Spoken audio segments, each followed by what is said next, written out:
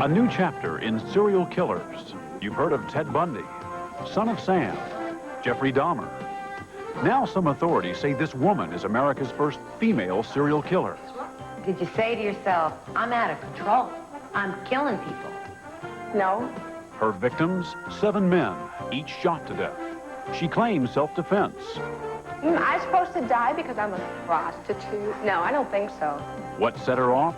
Tonight, Michelle Gillen with Eileen Wuornos. I've got a message for the families, okay? Here's a message for the families. You owe me. What made her programmed to kill? Then Michelle continues the story. The police hunt. They caught Eileen Wuornos by using her lover. She was very caring. She cared a lot about me. I cared a lot about her. She got Wuornos to confess, testified against her in court. Even so, I still love her. I always will love her. tonight we'll hear the confessions of a serial killer. And some of the smartest kids in the country all go to the same public high school. GY/DX is equal to 1 over the square root of 1 minus x squared. Over 10,000 apply. Only a fraction are accepted. Were you a nerd by other people's calculations? Tonight, Jane takes us to New York's famed Stuyvesant High School. What makes these kids winners?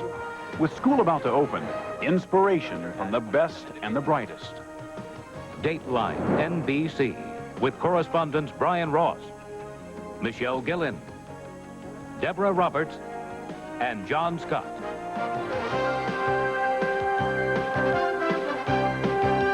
From our studios in New York, here are Stone Phillips and Jane Pauley. We'll get to our scheduled report shortly, and in a moment, Stone will talk to John Scott, who is standing by along the Louisiana Gulf Coast. As we speak, Hurricane Andrew has passed south and west of New Orleans, still packing 140-mile-per-hour winds and heading northwest. The killer storm already stands in terms of property damage as the most destructive natural disaster in U.S. history, with damage estimates for southern Florida now put it between $15 and $20 billion. The question, where will Andrew strike next? These shots, taken about 9 p.m. Eastern Time, show scenes around Houma, Louisiana. That's about 50 miles southwest of New Orleans. And as you can see, there's a lot of wind and a lot of rain. A foretaste of what may be in store later this evening. Not too many people. Residents have taken to higher ground to wait out the storm. And standing by now live is Bob Sheets at the National Hurricane Center in Coral Gables, Florida. Bob, everybody wants to know where it's going to hit and when. What can you tell us?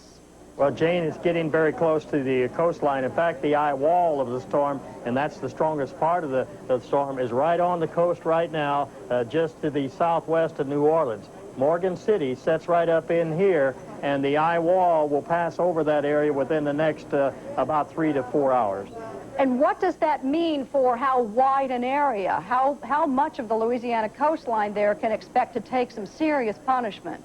Well, this swath of damage is going to be somewhere around 40 to 50 miles wide as that storm moves across there, just as it was here in South Florida. You expect that, what, to be about 20 miles either side of Morgan City if your prediction now holds? Yes, and primarily on the right side there in this case, with the wind circulating around the hurricane like this. So Morgan City here, certainly the Lafayette, Louisiana area has some major problems ahead of it based on our course here. How dangerous is this storm now? It's still almost the same intensity as it was when it passed across here in South Florida. With the potential for perhaps a higher storm surge? The storm surge is about 12 to 14 feet. Now, that's one of the good things because it's moving nearly parallel to the coast. The maximum surge was back in here. As the center goes along, the winds around behind the hurricane will be coming from the south, so this area will experience about, somewhere around 12 to 14 feet. So it's going to be a long and rough night for the area. Right Bob on Sheets, through the nighttime, yes. You bet. Thank you very much. We'll keep you updated. Stone? Well, Jane, Dateline's John Scott has been on the Louisiana coast since early this afternoon. He is standing by live right now in Houma, Louisiana. And John, it seems like you're just about due north of Andrew out there in the Gulf. What's the scene along the coast right now? Due north is just exactly right, Stone. He's about, according to Dr. Sheets, 30 miles directly behind my back. and the eye is looking right at us. It is windy here. It is rainy, although not as bad as it has been earlier in the evening. I would say that everybody here is nervously waiting and hoping he skirts by us, but I can tell you that we are going to get a whale of a storm here, even if the eye of the storm passes west to us, as Dr. Sheets says it will. John, you heard Dr. Sheets mention Morgan City as the place where the hurricane will move over land. Where are you relative to Morgan City?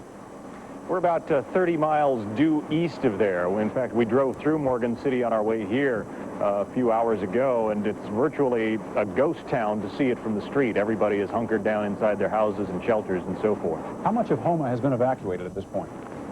It is difficult to say. The Red Cross's best estimate is about 3,000 people of a population of maybe 60,000. So a lot of people have chosen to weather this one out right here, either at home or in the shelters. John, one word about Florida. You live in southern Florida. You were there yesterday when Andrew moved through. The damage estimates are almost unbelievable. $15, $20 billion. Can you describe the damage that you saw?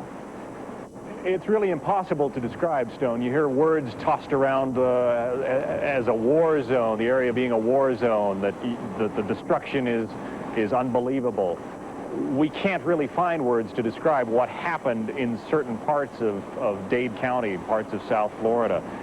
Where I was perhaps 30 miles away from the worst of the storm, and it was frightening there. It could be just as bad here tonight. Okay. John Scott, thank you. John Scott in Houma, Louisiana tonight. And we'll have another update on Andrew later. When we come back, another top story. A woman the FBI has called America's first female serial killer. Michelle Gillen interviewed her on death row. That report after this. Introducing the new wave in air freshening. Airwick Airwaves, the advanced air freshening system. Turn it on. Turn it on. Turn it up. Turn it up. Way up. Way up. Turn it down. Turn it down. Way down. Way down. Turn it off.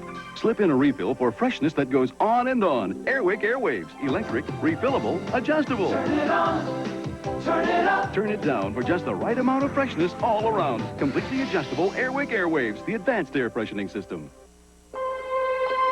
It begins at dawn. They've come for you. And they want what you have. It's your bed, your Serta Perfect Sleeper. But it's the most comfortable spot in the house. The Serta surface and support only Serta builds in makes it that way. So if it gets a little late for breakfast, there's always brunch. Is it any wonder people are saying, I want my Serta? Breck introduces an extraordinary indulgence for your hair. An all-new Breck with Vitazomes. Uncommon hair care with vitamin-filled microcells that burst forth as you massage them in. New Breck releases fresh moisture, nourishing your hair and your scalp as well. New Breck with Vitazomes. A healthy indulgence for your hair. Here I am, a pillar of the community.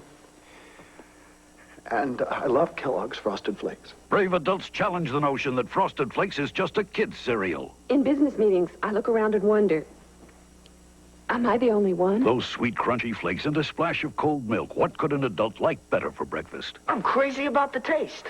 Hey, I got nothing to hide. It's easy to see. Frosted Flakes have the taste adults have grown to love. They're great. Kelly LeBrock reveals the essence of man. It's in the way he walks, the way he smiles, and when he holds you close. It's in the way he smells. Brute, the essence of man. Come on, put it on. With this ripe tomato, I'm going to show you how the Aquafresh Flex Brush helps take care of your gums and your teeth. It has a flexible neck, so no matter how you brush, you can see it's gentle on your gums. Aquafresh Flex for gentle dental care. Is your child getting a decent education? There is so much more that's possible. Find out about some innovative new teaching methods that work. Roll Call reports a primetime special Saturday. Again, we'll have more on Hurricane Andrew later in the hour. But now a story of unnatural violence. The case and confessions of a female serial killer. Over the last few decades, America has seen a steady stream of serial killers. Murderers who strike again and again without apparent motive. Often, as in recent cases in Seattle and Los Angeles, their victims are prostitutes. In our story tonight, the roles are reversed. Stone? Eileen Wuornos is a self-described prostitute who admits killing a number of middle-aged men, most of them married. Despite the brutality of her crimes, her case has received little national attention. Watch Michelle Gillen's two-part report, and you may never forget Eileen Wuornos. And we should tell you going in, some of her descriptions are quite graphic.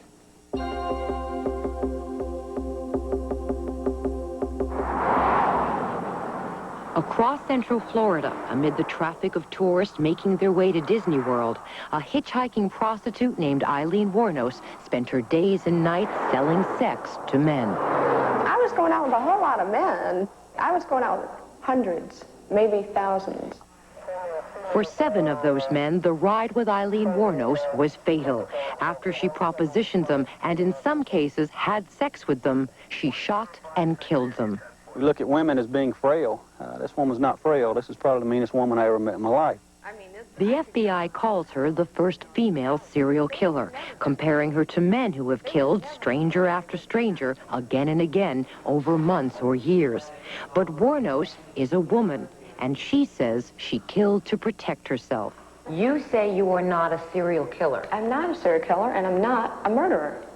I know that when I die, I'm going to heaven, and I'm going to have Jesus right beside me. And I'm going to have them on Judgment Day in front of me, and they're going to pay for their wrongdoing. I am innocent. It was self-defense. The legal system didn't believe you. I do not regret it. Do not regret it. They were going to kill me. I killed them. That is a normal thing to do. It's a human thing. I did the right thing, or I wouldn't be here today. Our interview with Eileen Wuornos on death row was her first since receiving 4 death sentences. She now stands to become the first woman in Florida to be put to death by the state since 1840. What made this 36-year-old woman a killer? Why does she have no remorse? Who is Eileen Wuornos? Her world was a highway punctuated by truck stops, a woman living among roadmen, drifters, and transients. Her path of violence began in December 1989. Her first victim, Richard Mallory, a 52-year-old TV repairman. Cause of death, 4 bullet wounds. June 1990, 6 months later, David Spears, his truck abandoned. He was found nude with 6 bullet wounds. A week later, Charles Cascadon, en route to his fiance's house, his body dumped in the woods, shot 9 times. The witnesses told us they saw. Sergeant Robert Douglas was on the task force formed to stop the killings in Central Florida. What evidence began to emerge? Well, it's just about an overkill in every one. They were shot multiple times. They were robbed. They were left in secluded areas for days and days on end. It was 7 months after the killing started that police got their first break. Missionary Peter Sims disappeared in June 1990. Then his car was involved in a crash. In the car, 2 women. It was on this road that you first got the clue that the serial killer you were looking for was a woman. That's true. What happened was they were traveling on this road right here. Coming around this bend. Coming around this corner, traveling through here, ran off the road, hit this gate, went through the gate on into these bushes here, where when the car came to a stop, they got out, took the tag off, started wiping it down, took some belongings that they had in there, and beat feet down the road. Witnesses saw the 2 women running. One was later identified as Eileen Wuornos. A sketch of Wuornos was posted around Florida, but 3 more men would be murdered on the highway. Again, the victims were middle-aged white men, all shot with a .22 caliber pistol. Wuornos says the 7 men she killed threatened, raped, or attempted to rape her. I was raped, tormented, badly. And I'm sitting on death row for defending myself, justifiable homicide. You're explaining now that these men were abusive in your opinion. You understand that for many people, because you were a prostitute, they don't understand how a prostitute can be raped. I don't understand how nobody can understand how a prostitute can be raped. Because when a man rapes a woman, he assaults your whole body. He puts his down your throat, cramming it down your throat. He tears your hair out of your head. He beats your face